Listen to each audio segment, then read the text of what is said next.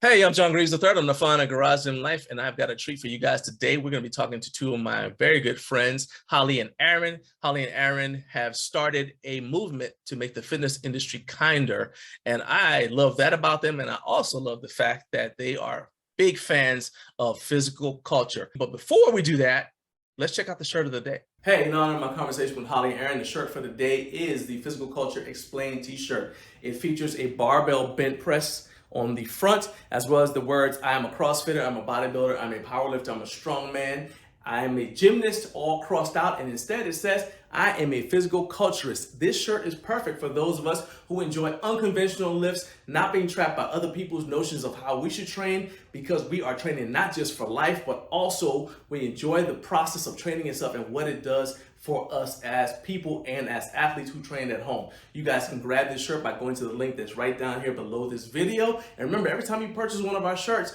you are supporting this channel and making it possible for us to do what we do. This shirt is a poly cotton blend, and I promise you it's gonna look just as good if you wear it out as it is comfortable to wear in the gym. So go ahead, grab this shirt so you can look fresh in the latest home gym merch and continue to support this channel. Let's get back to this interview.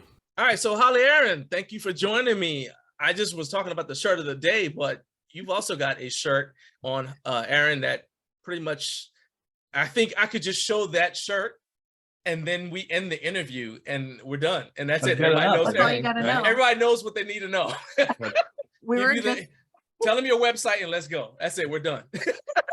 We were just out to lunch and the person taking our order was like, is there anything I need to know about this shirt? And we're like, no, it's very self-explanatory. Hot sandwich. It's just what it is. It is. Yeah, that's it. So it seems like all of your training programs are named after food. Yeah. Except for the confetti one. But I feel like that probably still has something to do with food if I dive deep enough. Yeah. So what is it about like the food thing and training that gets you guys going so much? I mean, they're two of our favorite things in the world. I mean, two of our favorite things about living life. Okay. Okay. So I guess. Yeah, we're just like super into food. Like when we travel, we seek out, food experiences and yeah, I don't know. We just love it. I mean, another element of that though is to kind of like bringing some levity into into programs, because a lot of time they're very serious. Like it's like, I don't know, like shred, blah, blah, blah. Like, I don't know. The things that people name their programs are always like, seem very serious. And we're like, what if it was like a play on boba and like, it's called bobalistics, like boba and then ballistics. Instead of like fire or, I don't know, barbarian. I don't know what people name things. So we're just like, yeah, it's just more our style. Yeah. So all this time I've had this thing in my head. I said, oh, there's a deep meaning here. I said, oh, you know what? I got it. Food feeds your body and training feeds your soul. That's what it is, right? And so once again, I was wrong. All right. Well, that's okay. I just did it because you liked it. It's fun. All right, there was a reason for our programming handbook because it's pizza themed and go ahead. Sorry. No, it's okay. Because we used like the metaphor of pizza making as like a way to teach like how you would like you want the base of what is the base of your program and then what do you add on top and then to make the pizza making and making a program. Yeah. Yeah. Oh, actually, that makes sense. That makes sense. You throw in your toppings, decide what it is, whatever toppings fit. Right. Okay. Yeah. Cool. Okay. All right. We made it. We circle back around. We made it. All right. Yeah. It's interesting to me that you guys did that though, because you came from a background. Well, I wouldn't say you came from a background, but your training background as far as a codified program was very rigid. You guys came out of StrongFirst, and when you walked away, you guys seem to have made like a complete left turn and said, okay, we're going to do things differently while still training people to achieve the goals that they have set for themselves. Why did you feel it was important to walk away from that, especially since there's like this huge infrastructure of StrongFirst. You can just say StrongFirst and they'll send people to you. But now you guys had to kind of like be pioneers and go out on your own and just start from scratch. Talk about that process. Yeah, well, I wouldn't even say that it was a complete left turn because we always like when we started our business back in summer of 2018. So now like 5 years ago, next month, we were focusing on serving people, like clients who were trying to get StrongFirst certifications and like get into that system and stuff. But the way that we've always coached has had an element of like lightness and silliness to it. And that was even when we were involved with their organization. Right. And that was what felt like most true to us, just personally, and just so that's the way it comes out whenever we teach. And so, yeah, it wasn't a complete departure, but leaving that really did help us, like kind of gave ourselves permission basically to like do things completely like however we wanted. This is a toned down version versus like a more, like a kind of like, we're kind how much can we get away with? Yeah. Style. Versus now, like how much can we get away with without being like shunned? Maybe just an eye roll. Like, yeah. Now it's like, I don't really care what, you think I should be doing. Or I don't care to maintain that sort of like super serious, like rigid vibe. That was never really a fit for us. And so now it's just complete, like, yeah, we're making a video with cucumbers strapped around us. And that's fun what we to want us. to do. I mean, so it seems to me, when I said a complete left turn, it was because from what I know of StrongFirst, they're built around, they're sort of like some of the barbell, like powerlifting based training programs, where they're focused around the best, like a list of lifts that are the best lifts for you, that will do everything you need. Yeah. No matter what it is you're trying to do, just do this list of lifts. Yeah. And then you will be fine. Right. And when you guys moved away, it seems like you went back into your creative sides. Both you, Arryn, you're a martial artist, and Holly, you're like really into art and creativity and everything else. So it seems like you guys kind of like gave yourself permission to be creative again and say, well, instead of saying this move does everything, it seems like you guys are saying, what are the different ways that we can train this that match people's personalities and keeps it fun? Am I right? Okay. Yeah, okay. Definitely. I think that was a big part of, well, so not quite like a left turn, but like kind of like you said, like allowing ourselves to like explore a little bit deeper into some alternatives, or just like not even necessarily alternatives, but like, for some people, certain movements just don't work for them. And that's okay. They may never work for a certain person, but that doesn't mean that they, can't find a way to move that, feels strong, feels good for the body. So, so it just helped us lead, and find these other methods. Yeah. And to like, it helped us to reevaluate like the assumptions that we had been working from just all along. Like what you're saying, like, oh, like, all you need to do is swings and get-ups or something, like, and so like, I don't know about that. Like, what if, trying other kinds of things and like other training modalities, other ways of training those movements, and just kind of come, like do through experience ourselves and also through training people, like what does seem to work well for this and what seems to work well for that. Like there's just a lot more subtleties and sort of like what ifs versus like some of that more dogmatic type of thinking. That's like, this is the one right way to do this, or to like achieve this. It must be like, you must do this way. And it's like, no, there are lots of ways to do things. I always say that, every opportunity is disguised as an obstacle. And I think that, well, I can think of one off the top of my head, but besides no longer being trapped in the HKC, RKC versus StrongFirst debate, the kettlebell sport versus the StrongFirst hard style debate, I think there's another one too. Now you're not trapped by that. So besides those benefits, what would you say you've gained since walking away? Yeah, so like what we've gained, I suppose, is kind of like what we mentioned earlier about how we feel like we have more of the freedom to show up as we want to without these limitations of any like actual limitations or what we felt like were limitations for us. And we can just basically just do things our way. So I think that's in a way a freeing thing. And yeah, because I saw you had that Instagram post, Arryn, where you were doing, it looks like you were doing, let me look at it again so I don't, you were doing snatches and some other stuff, and you're like, well, it's okay for men to be vulnerable. Yeah. You know, it seems like that's something that seemed freeing, you know what I mean? Yeah. Totally. Yeah. And just like us as our own entity and not tied with someone else's ideas or ideals, it feels less compromising to do something like that of our own brand, if you will. So it's it feels more comfortable to do. What about you, Holly? Yeah, I would add that, like, while it feels more freeing, it also, there is an element of, it's a little scary because we're doing not like we're no. I just mean like, it's like the freedom to do whatever you want. That then means you can do whatever you want, which is sometimes kind of terrifying because like you're not seeing anyone else do exactly what you're doing. Oh my God, yes. So you're like, well, this is what I want to do. This is what we feel is right. And other people might not know what to do with that. Like we don't really limit ourselves to like just kettlebells.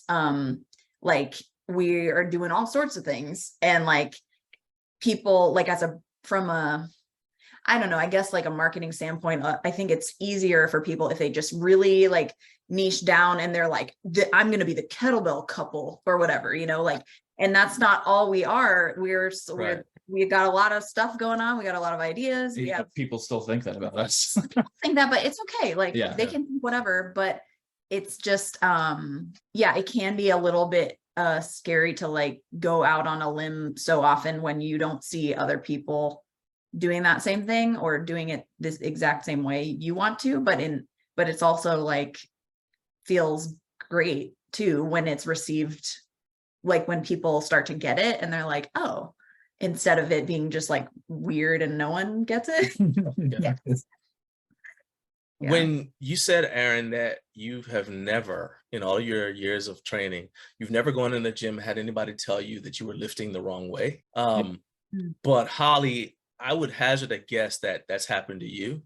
Like you walk in a place and people, which I always find funny because it happens to female strength athletes all the time. And people won't realize that the person they're talking to is actually stronger than they are. Yeah. And they'll say, oh, well, my favorite is you're going to hurt your back.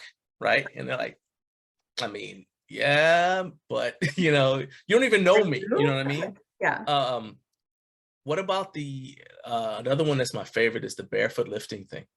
Oh. When we had our first interview, you could count on your one hand the number of people who were lifting barefoot. And that's including me, right? Everybody kept saying, oh, you're gonna hurt your feet, you're gonna drop this on your toes, you're gonna do this, you're gonna do that. Now it's like I feel like beating my chest like Mighty Joe Young every time I see, because I go on Instagram, because it's like everybody's barefoot. I'm like, oh look, look at all these people who are barefoot and not dying. It's like more normal now for sure. Yeah. So does that give you guys hope, like that maybe although you're the tip of the spear, others are gonna see it, and people who vibe with you are gonna feel the courage to follow you? Yes, people have reached out and said, I mean, they've said things like that, like, I see you doing this thing that seems very different and I really appreciate it. Or like, I see how you don't ever post things that are like, I don't know, just like being super dogmatic. And I really appreciate that because there's so much just like stuff on the internet that's very like, don't do this or do this only this way, or like. One thing I do like about you guys and your programming, again, is that it's freeing. You guys give people who are watching you permission to explore. That being said, who made you mad and had you post, and I'm gonna this sequence that I don't know how you even talked me into trying it, because do an SOS get up, then a windmill, then a bent press, and if you're still alive, do an SOS get down.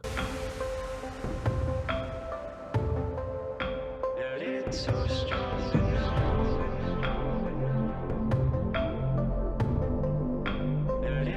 strong.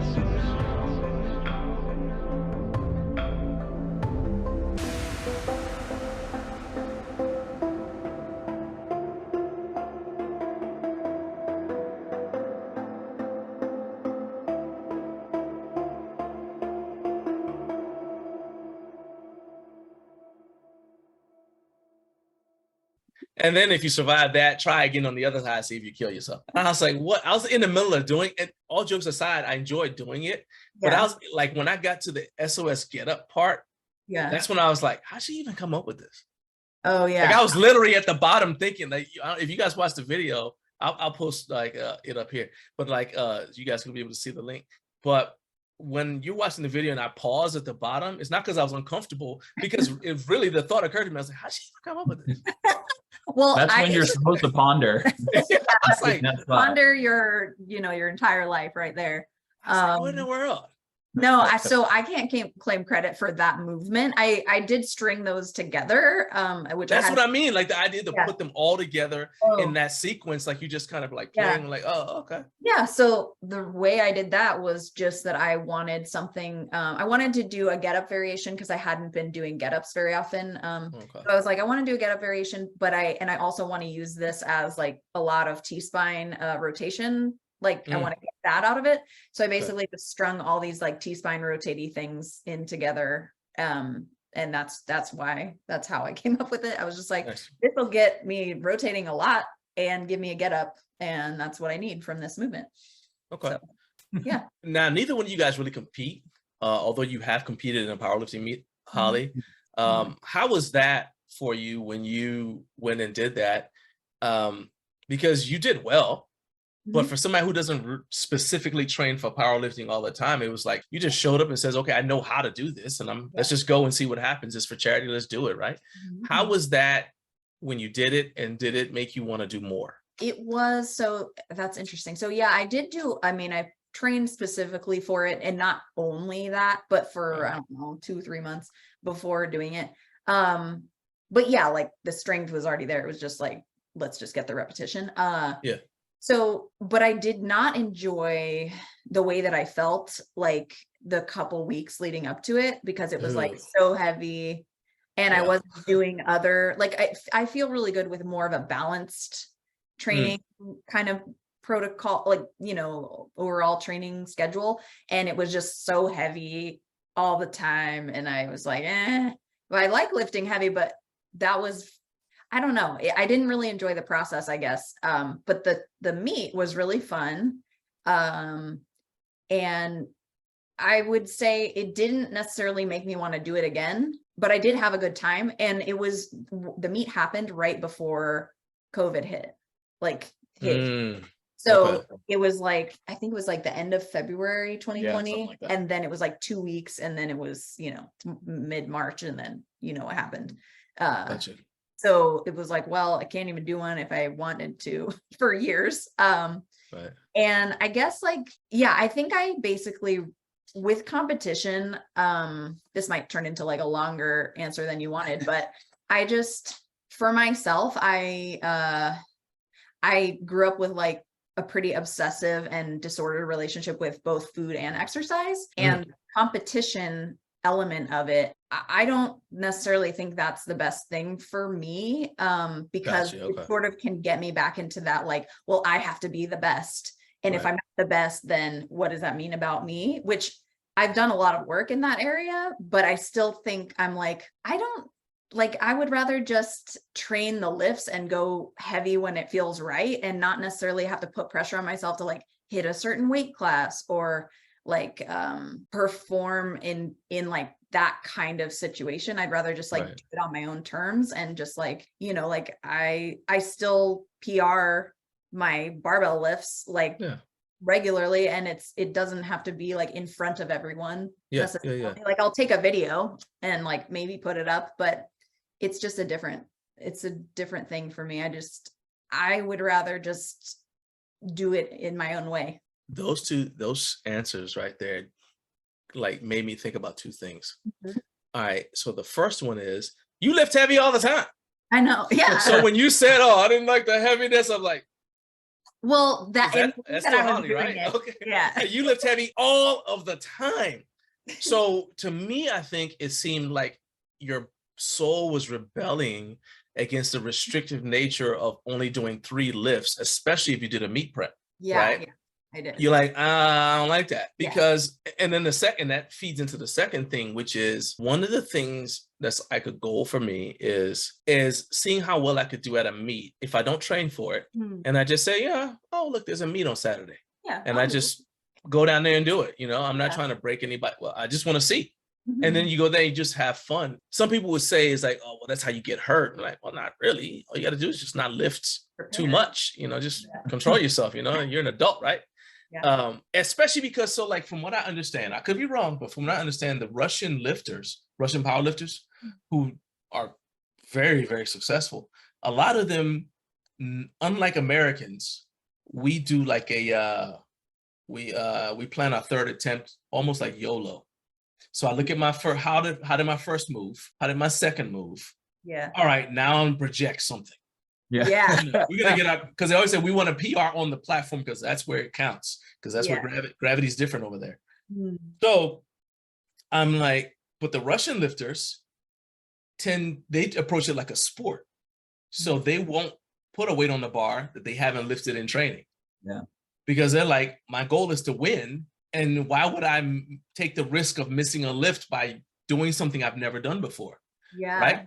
And so for me, it's like, all right, if I just show up and I do lifts that I know I've done before, even though people will say, oh, you have more in the tank, the fact is, well, you just said that it only counts on the platform, right? So even though I've done this tons of times at home, it still counted in your mind. And I got what I wanted out of it, which was I got to come here and have the powerlifting experience, enjoy it, and move on with life. Does that make sense? Yeah, I like that. And especially if it's for charity. I remember we did one that benefited a battered women's shelter. I wasn't supposed to lift that day, but I went ahead and I lifted, and it was like, oh, this is kind of cool, you know? So that kind of stuff kind of like resonates with me. Yeah. Because I'm not at the point that you guys are, but I still like to collect experiences. Yeah. Right? Is that something like kind of like how you guys feel like, okay, the experience of doing this lift, of training in this fashion, seeing what I can do with this. Hey, can I pick that up? Is just a part of painting a tapestry for your life that's not really disconnected from everything else. Am I right? Totally. Okay. Yeah. It's like where life, something we say in regards to some of our programs, or just the way that we approach lifting, is that like lifting is a part of my life, but it's not my entire life. Right. And I want to make my choices about like my training in ways that enrich my life, but they don't take it over. Like they don't consume everything. And like, and it could still be a priority. Yeah. Oh yeah. That doesn't mean it's not a priority. It just means like, I'm not going to not have an experience because of my training. My training is going to get in the way of me doing something else that I want. I mean, I think you know what I mean. Not like it's a priority, but it's also like I have other priorities in my life, and there's stuff I want to do too. Yeah. I mean, so like I remember when I after my rec, I was going to a soft tissue person, and she said, we were talking about training, and I said, well, one of my goals as I'm trying to come back is to never be sore. And she said, what do you mean? And I said, well, because I don't feel like soreness is not. I'm not saying that it won't happen. I mean, I was sore the other day. Yeah. But it's not my goal, right? Yeah. And I think if you're training just for hypertrophy, you should chase it, because that's a tool. That inflammation is going to help you, and then you recover from the inflammation. It's going to, you know, chasing the pump. It works. I get all that. But for me, it's like, you remember that Bruce Lee movie? I think it was Game of Death, where he's out jogging. This one where he's wearing a yellow jumpsuit, right? He's jogging, and as he gets home or wherever, and he sees people like steal somebody from his house or whatever, and he's got to chase them. So he runs some more. So he was already out jogging, and he runs some more. Then he's got to fight all these people, right? Now, I realized that was a movie, but I'm like, have I done anything to myself in today's training session? So if I walk out the door and my little girl's walking into the street and I need to run and catch her, am I still able to do it? Yeah. Have I done anything in my training today that makes me functionally useless to my family for the rest of the week? And if the answer is then nah, I'm not doing it. But with that being said, you guys are amazingly strong, and I don't want people getting the idea that you don't lift heavy. Arryn, how much did you do that bazooka with?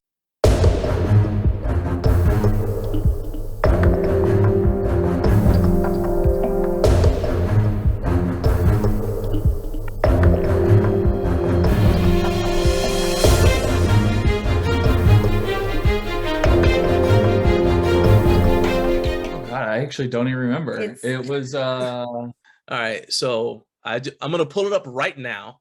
You saw Juji Mufu do this and knew you had to try it. So you did 175 pounds. I couldn't tell because it was bumper plates. Yeah. Yeah. This is my current favorite one. It looked like a tactical snatch with a barbell.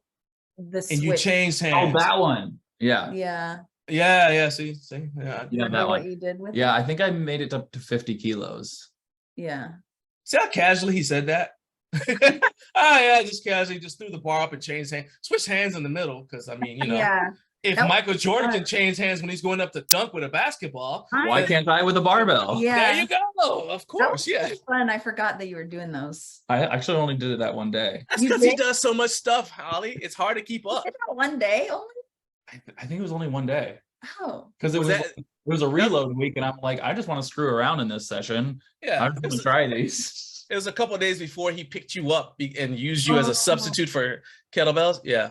Yeah. So much has happened.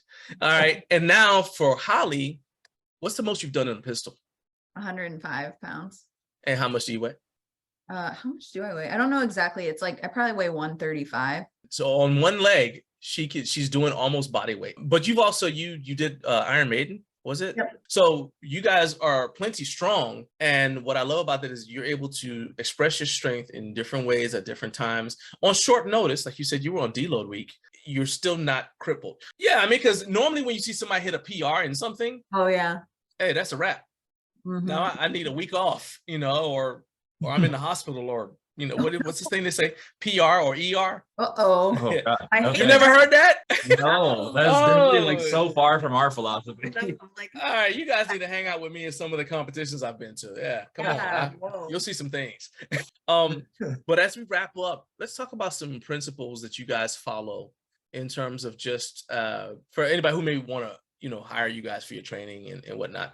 Talk about some principles that you guys follow as far as putting together a program. What are things that it has to have? Implements aside, there are different methods, but what are some things that a program has to have if you're designing it? I think like one of the biggest things is like the way we live for ourselves and then how we program for our people it has to have some built-in flexibility. Because of, I know there are people out there who follow a very rigid program, and that may be great for them long term. I'm not a big fan of that. I can't do it myself. I don't like it. I've tried it. I'm not a big fan of that. And then for a lot of our people, we don't have anyone they're competitive lifters. So, maybe they're ultra marathoners, or they ski a lot, or whatever the thing is. We need to make sure that whatever we're giving them is going to work for them in their day-to-day. It works around any injuries they have, their work schedule, whatever they have going on. I think that's the most important part. So just like building in some of their humanity of like the rest of their lives. How big is rotation in training for everyone? And I know that I said that I don't like to make blanket statements. Yeah. But if someone shows up and she's, 70 years old, right? And she's barely getting out of a chair, you're like, okay, yeah, sure, I want to get you to the point where you can move around. But a win for me is in 5 years, you're actually able to do, say, a windmill, because you've trained yourself up slowly to that point. You just got your life back. You know what I mean? So how important is something that's actually neglected way too much in rotation and training? I try to build it in with almost anybody who we work with, at least at some point and in some capacity. Yeah. For example, an elderly person, I for the past 2-3 years, once a week, I train my grandma, and pretty much every week there's some sort of a rotation in there. Nice. And you know what, they're basic exercises, but they're things that are manageable to her, and she feels like her life has improved because of the movement, and obviously seeing her grandson every week too. But oh yeah, that's the highlight. Yeah, totally. But I think I think doing, I don't know, I call it odd movements, because you don't go to, when you go to gyms, you don't see people doing the strange things that Holly and I are often doing. Even on like the lower level, like rotation is very neglected, kind of like you said, and so many other movements too. Unilateral type exercises, just I think those are just really really important, and they play a big part in how we program. How important is having a home gym for you guys in just giving yourself permission to explore things and the time to do it? Because sometimes stuff doesn't happen the first time or the second time. You're like, you know, you might be there all day just trying to master one thing, you know, but if you were in the gym all day like that, people are like, you know, you might, like, even if nobody says anything, there'd be pressure societally to be like, you know, you need to go home and kind of, you know, move on with your life today. You know, it ain't gonna happen. I love it for that reason. Like, I think in a gym, it can be harder, especially if it's like getting busy or something, to like take up as much space as I would like to. And I think that has to do with also like being socialized as a woman and in a gym space, depending on what gym space it is. But so there's that. But I think just like, because I'm so comfortable here, like just out back on our patio with all the bamboo, and just like, it can be just like a nicer experience, I think, because it's like, I don't always have to rush to get out of there, or I don't have to like worry about like taking up too much equipment or whatever. And you can just really like make it into your own like nice little time, play some music, have a nice beverage. Also, like if you have equipment that you really like we invested in equipment that we like. We didn't compromise on it. We wanted really nice stuff for ourselves. Yeah. Right off. Yeah. Right. I know. Yeah. A lot of gyms, that's not like super important, and that's okay.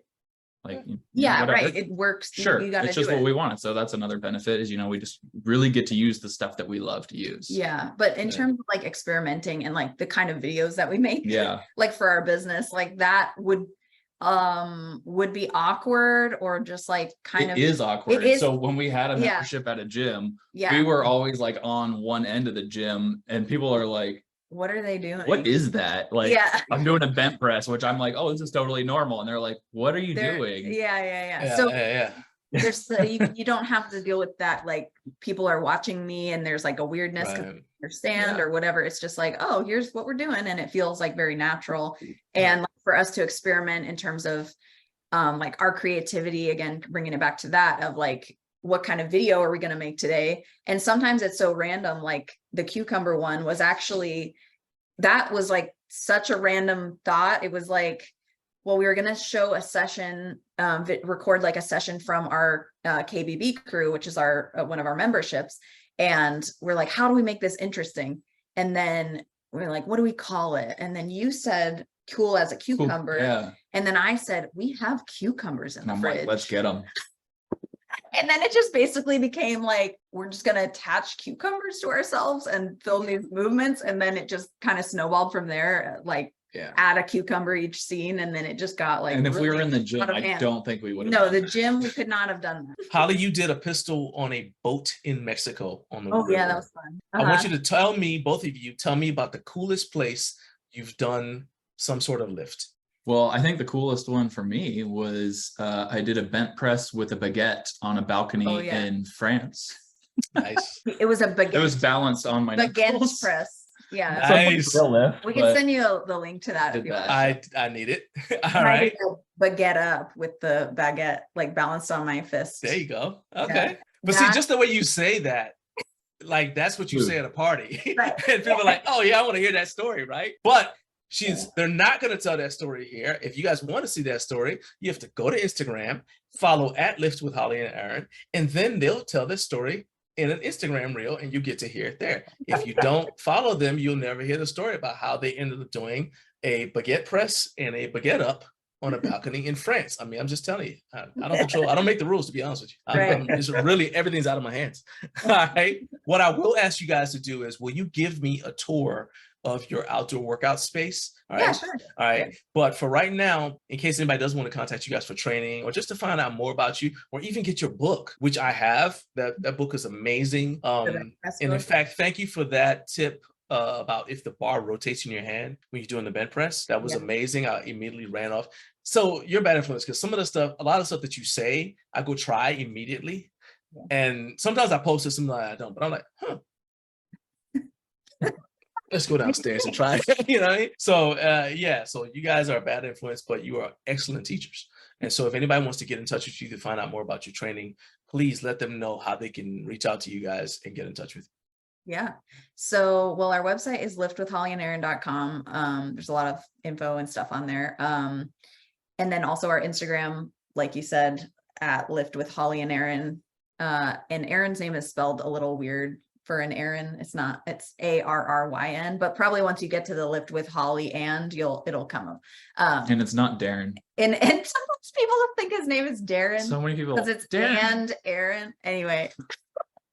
And I'm not Darren. I love that.